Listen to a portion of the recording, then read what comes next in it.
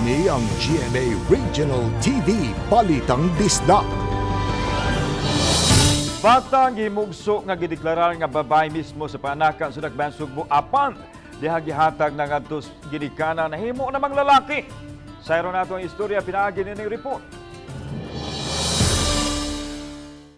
Naghinaminam ang inahan nga babae na ang iyang ikaupat nga anak kay mauman kini ang gipahibaw kaniya sa staff sa Tambalanan human siya nanganak pinaagi sa cesarean operation.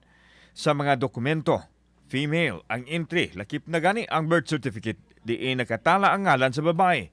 Ang mga gamit nga gipapalit pambabae usab, apil ang kulor apan dihang gidala na kanila ang bata gikan sa nursery. Human sa duha ka adlaw nahimo namang lalaki.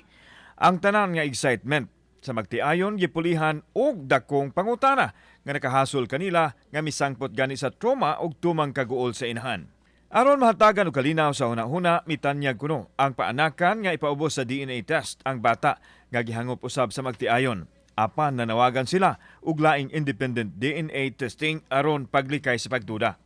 Gitugan sa magtiayon nga gusto usab nilang makurihian ang sipyat sa paanakan aron wa nay laing mahisama kanila. Nasayran nga nagpalaygit na ang inahan kay nagdahom nga kumplito na ang ilang mga anak. Apan sa nahitabo karon, hingpit nang nawala ang kahigayunan nga makaanak pa og babae. Ang amo lang nga matagaan mig peace of mind nga ma-DNA ang bata sa amo ang sideboard. Dili na pud sad mausab sa uban nga maparehan ni sa amo ay nga nani nga trauma emotional ba. Wala lang una nganli ang paanakan samtang gikilakda bang kuhaan sa ilang habig samtang kuhaan usab sa habig nini ang Department of Health.